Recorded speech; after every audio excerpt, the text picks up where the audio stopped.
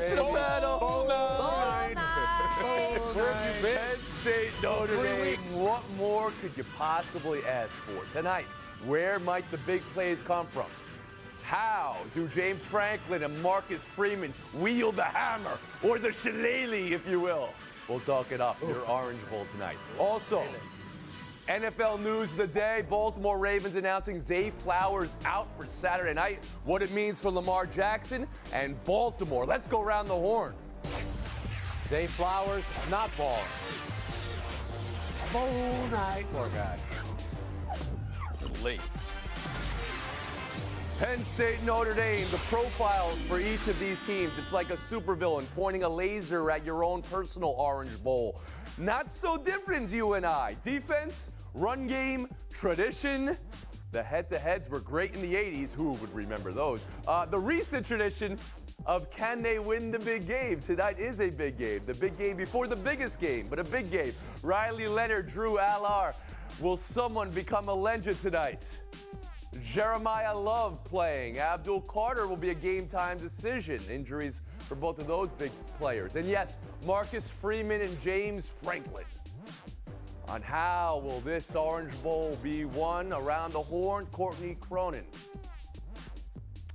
It'll be one akin to what it looked like in those games that I didn't watch during the 1980s because I wasn't born yet, but a defensive slugfest and leaning on what got Notre Dame to this point. And that's their run game. I'm not asking Mike Denbrock, the offensive coordinator, to reinvent the wheel here. I'm asking him to lean on how they got to this place in the first place, with the top 5 rushing offense in yards per attempt and top 5 in rushing touchdowns.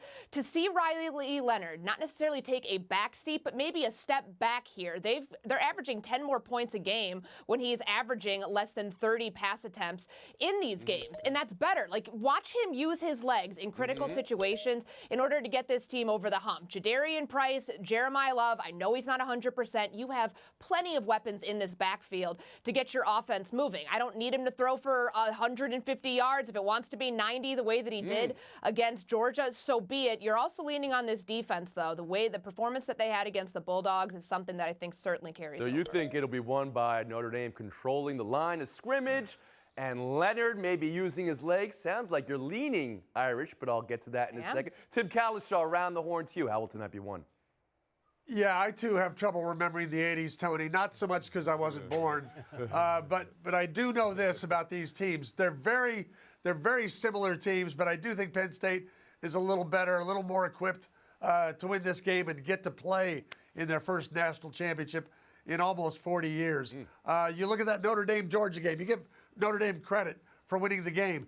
In that game, they had one touchdown drive. It was 13 yards after an interception. So they had a lot of trouble with their offense. I do think a little more balanced. Penn State's had 2 more days to heal from last week for Abdul Carter. They played Tuesday night. Notre Dame played Thursday. People dismiss SMU as if Penn State had this walkover. That's the 3rd highest scoring team in the land. They shut down people. So pay attention to that. Sure. Notre Dame could say the same for Indiana. Let's go around the horn to Kevin Blackistone now on how tonight will be won. Well, I want to pick up on where Tim was going, talking about SMU being shut down by Penn State, because Penn State is going to win this game with their defense. And we all know this is going to be a grinded out game. They've got a great running game, tandem running backs. But the important thing to remember about the 2 important things to remember about Penn State's defense, first of all, their top 10 overall defense. But most importantly, they're number 1 in red zone defense. And why is that important in this game? Because we saw the struggles that Notre Dame has with their kicking game. And if they are kept out of the red zone and have to rely on field goals to win a close game, that is what could come back to haunt Notre Dame, and that's what could lean Penn State to a victory and move them on to the next round, the big game. Frank Isola, around the horn to you. Yeah. I'm just hoping that we get a great game. Thus far, the college football playoffs have been rather pedestrian, which is usually a way you could sum up Penn State in their offense. They win because of defense, and they win because they can run the ball. which maybe is why they haven't won a national championship, like Tim said, in 40 years. But I think they can control the line of scrimmage. Notre Dame was good. To me, they weren't that impressive against a Georgia team that was using a backup quarterback. One thing to keep in mind, if you can cut down the turnovers against Notre Dame, you have a great chance for this reason. Notre Dame converted all those turnovers this year into over 140 points. So they take advantage of those opportunities. But there's something about this Penn State team. They didn't beat Ohio State. They didn't beat Georgia. But look at this path to the national championship game. I'm not going to say it's easy, but they probably caught a bit of a break here. Well, and the game against Oregon as well, right, in the Big Ten championship game. Yeah. Tim Calishaw, back to you. You don't remember much of the 80s. I don't remember much of your answer here. So take me back to the start here. Who do you like in tonight's game, and how will it be won? I like Penn State. I like Tyler Warren. He's this year's Brock Bowers. He's more than just a tight end. They get him the ball, and Penn State wins a low-scoring. So that's game. 3 for Penn State. Do I have that right? Courtney Cronin, I'll Yes. give you the last word after the horn. You're the only one on the Irish. Yeah, no, I mean, I saw them up close. I think that defensively they are a better team than Penn State, as similar as these two are. I would just be worried about Abdul Carter on the other side of it for Penn State. How healthy is he? Is he going to play? Sounds like he's going to give it a go, but a less than 100% Abdul Carter might not be great against Picks Notre you Dame. make equal the points you get or the mutes you take. 3 for Penn State. We'll move on. NBA last night, Cavs 129, Thunder 122. This game delivered on all fronts. Play, meeting hype and expectation. All the lead changes. How great was that run in the third quarter when they were both throwing haymakers at each other, and the atmosphere. Sign you up for 7, and I'll give you an 8th because they play next week in OKC. But for this discussion, I want number 1 takeaway, number 2 takeaway, the Mobley, Allen, Garland takeaways. I want it all. And let me leave this one piece of information here for you. Cleveland's pace for the full season, 73-9. Around the horn to Frank Isola on the Cavs, and whether they removed all doubt that they're the best team in the league this season. Well, I think if they stay healthy, they certainly could win a championship. For me, it's still Boston. But that game lived up to the hype last night, and this is what I like about Cleveland. Their best player, their most accomplished player, is Donovan Mitchell. He went 3 for 16, and they still won the game. How about Max Strus, Ty Jerome coming off the bench, both going 6 for 7. Jared Allen was dominant. And the one thing about Oklahoma City, they could not secure a rebound in that fourth quarter, and not having Chet Holmgren there was big. But make no mistake about it, Cleveland is a legit team. Last year in the playoffs, Jared Allen was hurt. Donovan Mitchell missed games. I still think Boston is the team, but this Cleveland team, better than last year. Better than last year, but you're not going the full ride here with me. Not yet. They're the best team in the NBA right now. Kevin Blackistone, around the horn to you. Well, right now in the second week of January, I've got to lead towards the Cavaliers. I mean, what have they not done to impress you to think that they aren't the best team in the league? They have split with Boston, the champions, all right? So they've done that. And then last night you saw them repel another team that everyone is considering as a team that could possibly get to the finals. They have size. They did a smart thing in signing Mobley. They have a superstar who can get you over the edge anytime he wants, and Donovan. So I absolutely think that this is the best team right now in the NBA. Courtney Cronin, around the horn to you. I don't know if I'm going to call them the best team in the NBA right now, because I think the gap and the margin between them and Oklahoma City is still really small. Look at the lead changes that you talked about. The game was never more than 8 points within any point of the game, and for the 48 minutes we saw last night. We get to see it again next week, so maybe we'll be a different answer then. But I love watching what Kenny Atkinson does when his team's leading scorer is struggling. They relied on their depth, whether it was Niang, Ty Jerome, certainly Karis LeVert in there too, and seeing Max Strus come back after missing 28 games, reminds me of Boston last year. When you have 7 guys who are scoring in double figures, you're at a really good spot. And all the assists that they got, the contributions from the bench, they're a deep team. The deepest teams that can go into June are the ones that you trust the most. But until we see Chet Holmgren come back, I don't know if I can say they're that much better than Oklahoma City. Tim Calishaw, around the horn to you. Did last night remove all doubt Cleveland's the best team in the NBA this season? I don't think it removed all doubt. I think we know there's 2 great teams right now, a 32-4 team, a 30-6 team, and Oklahoma City playing this long stretch without Holmgren, playing last night without Caruso. These teams play again next week in Oklahoma City. We'll see how that goes. But I do need to give Cleveland credit. You score 129 points against the Thunder's defense, and as Frank said, you do it on a night when Donovan Mitchell is being well defended and is not hitting. together. It's a good advice for all of Yeah. us.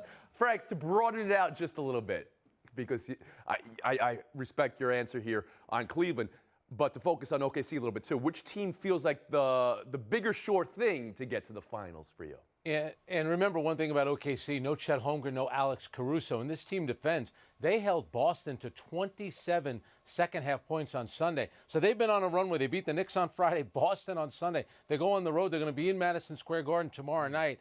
That team I tend to trust a little bit more because defensively they get after it, and they're as physical as a team as you're going to find in the NBA. You want to try to dance on that question a little bit? Well, I just think Oklahoma City's a little better bet. Yeah, to get to the finals, you still look at Boston as being a roadblock for Cleveland. Not saying they can't beat them, but you got to beat the champions. Toni Cronin? I like Cleveland's. Give Cleveland its respect. I just don't think that the gap between them and Oklahoma City is that deep. So I'll say Cleveland. And KB. I still like Cleveland right now, though I have to admit I think OKC's route may be a little easier. Taking a break. Buy or sell next. NFL news of the day comes to us from Baltimore, and it is significant. Ravens announcing Zay Flowers out for Saturday night's game versus Pittsburgh. This one of those Week 18 injuries. You saw it happening. Ravens weren't locked into a spot. They played hard. Flowers going down right here. He was big all year, of course. He's a Pro Bowler, but specifically in that Baltimore win over Pittsburgh in December, a 100-yard game. Unavailable for Lamar Jackson Saturday night. Tim, how big of a loss is this for Baltimore? I mean, I think it's sizable. When they beat the Steelers in Week 17, he had 100 yards receiving. Nobody else on Baltimore had 40 yards. He's the downfield weapon. Now, they could go to Bateman. They could go to both tight ends. Lamar's got some weapons. Still got Derrick Henry. Still a lot to like about Baltimore. But this is a significant loss. Without him, that makes things a lot easier for the Pittsburgh secondary. Cronin, how about you? I think it's a little deal. If we're going on like the deal spectrum here, it's right there in the middle. It's not the worst thing to happen, having seen how Rashad Bateman and Mark Andrews contributed to the passing game last week against Cleveland. But you know, they don't ask a lot of their receiving core lately. Like when you've got Derrick Henry averaging 6.8 yards per carry the last time they played the Pittsburgh Steelers, I think that they're going to be going that same route where you lean on him, you lean on Lamar and his legs, and you pick your spots with the passing game. Certainly they're going to want him back for the divisional playoffs and beyond that, but I think they'll be able to get by the Steelers, this version at least, in the wild card round without him. Kevin Blackstone, Zay Flowers out. How big a deal for Baltimore? I think it's a big deal just from the standpoint that the Steelers are Lamar Jackson's kryptonite for whatever reasons. He's 3-5 against them all time, 1-2 at home, 73.1 rating against them, and now he loses arguably his biggest splash weapon. So I think it is very concerning. And Frank Isola. Yeah, bingo, Kevin. I mean, you still have Derrick Henry, you still have Mark Andrews, the tight end, but for Lamar Jackson, you mentioned Pittsburgh as his kryptonite. So are the playoffs. Is this something that could mess with his head just a little bit? Because, let's face it, you go into the playoffs, there's no player with more scrutiny on him than Lamar Jackson because he's been an outstanding regular season player. It hasn't translated into the playoffs. So is this loss of Flowers enough for you to lean Pittsburgh's way in this game, Frank Isola? Well, you mentioned the other day that 2-minute offense by Pittsburgh in their last game with Russell Wilson. That was enough for you. Okay, I'm not willing to go down and that road. Blackstone, you're calling it a big loss. It is a big loss. I still am leaning towards the Ravens just that much. More NFL news. Raiders firing GM Tom Telesco today. That's a day after they fired Antonio Pierce. Telesco 1 year on the job. Now the Raiders look for a head coach GM combo. They're going to be looking for them both. Meanwhile, across the league, in the 6 head coach openings, meetings, the virtuals with all the assistants who are in the playoffs this week. Ben Johnson, Aaron Glenn, Brian Flores, Arthur Smith. And then face-to-face with other ranking the 6 job openings here, Courtney Cronin. One is in your city, Chicago. How do you rank the magnificent 6? I still think the Bears are the top opening. First and foremost, they have the quarterback. Look at a place like Las Vegas. You don't have a roster to compete with in the next couple of years. You don't have a quarterback either. This is not the year to be getting one from the draft or in free agency. So you solve the biggest issue by having the most important piece in place. The Bears have $80 million in cap space for next year. That's fifth most in the NFL. They've got 4 draft picks right now in the top 72. You're in the biggest market of all of these teams remaining. I would say the most important one in Chicago. And, you know, if regardless of GM and head coach not being on the same timeline, I still think that this is going to be the most attractive. Kevin Blackistone, did Courtney sway you that Chicago is the #1 job opening? Well, Courtney didn't sway me. Caleb Williams swayed me. 3,500 yards passing, 20 touchdowns against 6 picks. I mean, you've already got the most important position on the team there for the future. So that, to me, is the most attractive job opening going. I've said what Williams' rookie year was in some ways whelming, even considering all the storm with that and drama coaching around. staff. I understand, but with that culture around you right now, that's going to be the same. Frank Isola, around the horn to you. Yeah, personally, I would take the Jet job. This way I don't have to move out of my house. But if I was neutral, I would want the Jacksonville job. Because, A, I have a quarterback already, #1. That division is winnable, and I have cap space. That's the job that you want. So Jacksonville with Trevor Lawrence, and some would say the whelming last 2 years for him. And by the way, picking the Jets was the literal homer pick for Isola. Tim Kalisher, how about you? It wasn't Courtney and it wasn't KB and Caleb Williams. It was Wilbur Marshall in the snow in the '85 championship game. Yes, I was there, Courtney, covering that game. Covered the Super Bowl, too. If you can be the guy who brings the Bears back to Super Bowl prominence, there is no better job than that. Although I will say the Raiders, with some of their cap space and some of their players, none of them being quarterbacks, you got to deal with Mark Davis, but you get maybe you can name your own GM like Shanahan did. Bring John Lynch. So you like the Lovie Raiders Smith job. got No him one to said the Super Bowl. Patriots. The No one Raiders thinks the did a good job. Patriots is a job opening that's after this attractive. week, Some are saying that is the most attractive. Okay, we'll move on. Buy or sell 3. Is it time to blow up the Sun? The Suns. 16-19 have lost 8 of 10. Lost to Charlotte this week. We know about the Bradley Beal starting, benching, no trade clause fiasco as well. The window of Booker and Durant. KB, are you hitting a detonator on the Sun? Boom! Blow it up. Ooh. At the end of last season, when they lost in the playoffs, Devin Booker was very honest in his assessment of where the future was for this team. He said, we have to work with what we got. Well, they've worked with what they got, and look where they are. Going nowhere. Blow it up. Frank Isola? As Howard Cosell would say, it is over. I agree with Kevin. Bradley Beal's a lovely guy, but come on, he's not a superstar anymore. I would get rid of everybody, but I'm keeping Devin Booker because Devin Booker. All right, but that means you would be getting rid of Kevin Durant as well. I'm going to try to get. There's a lot of teams that will want Now Kevin that Durant. makes He's this got a trade lot left. deadline very, very interesting. You want to throw out a possible destination for Kevin Durant while you're at it, Frank? Well, he was very close with Ime Udoka in Brooklyn. I like that fade. So I would not be surprised. Maybe the Houston Rockets. Kind of like the heat on that take. Tim Kalisher, how about you? You have to stay the course. They still never really gone into the playoffs with everybody of these 3 healthy. And now they got to get to the playoffs, I understand. They got to move up the standings a little bit.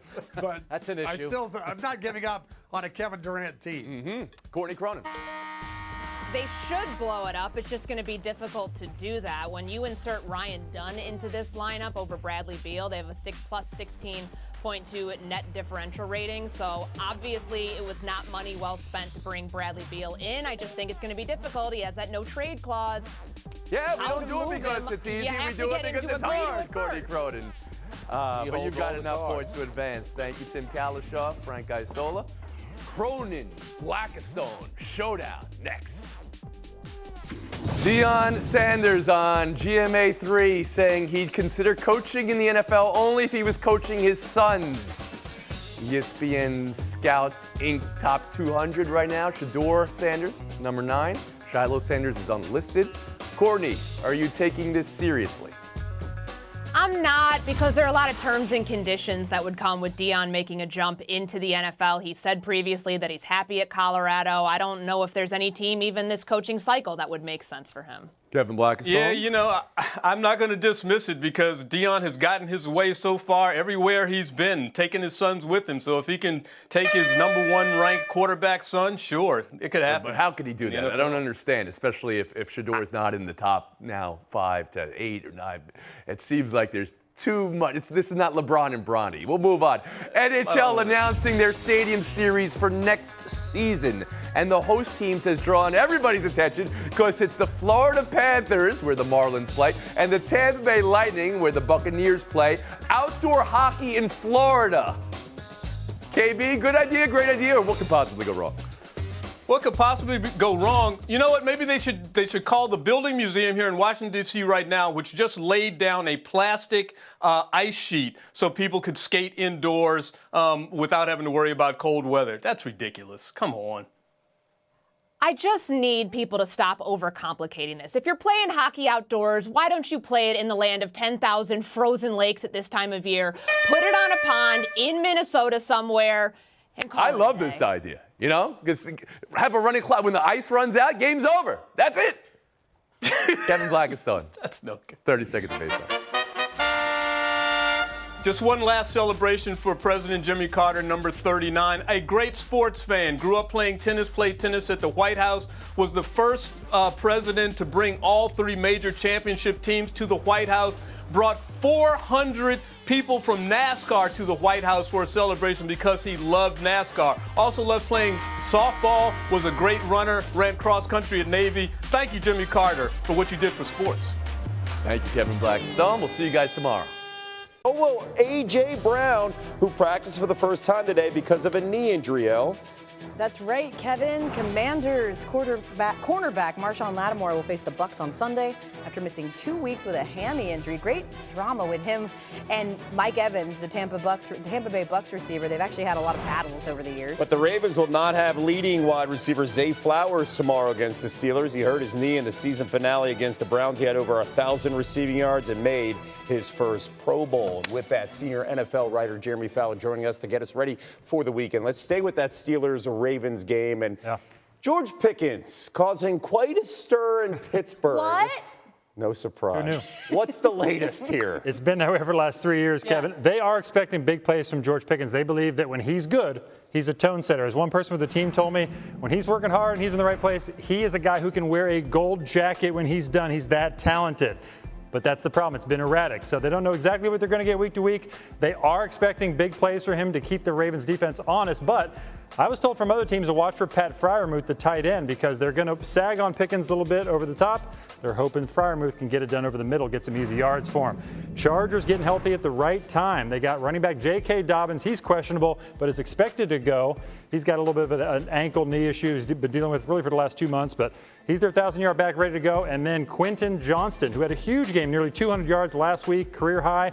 I am told, quote, he is good to go from a source. He was dealing with a thigh issue and an illness. They both will be in the lineup. And then you got Jordan Love had a bit of an elbow issue, kind of like a funny bone problem on his right elbow. Gripping the ball was the problem early in the week, but he's doing fine. He progressed in practice, was a full participant, so he seems to be trending upward. Packers 5.5-point dogs in South Philly. Packers are, by the way, 5-1 in their last 6 appearances in the wild card round. That's really good. Of course, obviously the immediacy of the injuries that you just ran through, but let's talk about a non-playoff injury that is potentially huge. Browns quarterback Deshaun Watson underwent a second Achilles tendon surgery, putting his 2025 season in jeopardy. Watson, you'll remember, was injured October 20th. He's now played in only 19 games since signing that enormous contract in Cleveland. Browns might be looking for a quarterback with that second pick in the draft. Just to remind you of sort of the landscape around Deshaun Watson, right? Signs a 5-year, $230 million fully guaranteed contract ahead of the 2022 season, is suspended for the first 11 games. Did have a strong start to last season, but then missed the final 9 games of the season due to shoulder surgery. This season, he went 1-6 through 7 starts before tearing his Achilles the first time, not pictured here. All of his numbers, career worst. Not great. How does this news impact the Browns draft, though, Jeremy? Well, the Browns were expected to scour the earth for quarterback help, regardless of whether Watson got hurt again. Now that he's hurt, that only intensifies their efforts. Team sources have told me that really any quarterback, a veteran quarterback with starters, potential, or ability will be evaluated by the Browns. So you take like a free agent like Sam Darnold, probably too costly for a team that's already paying Watson big money, but they're going to be looking all over. That includes Kirk Cousins, who could be on the cheap if Atlanta could pry him away from that contract or maybe facilitate a trade.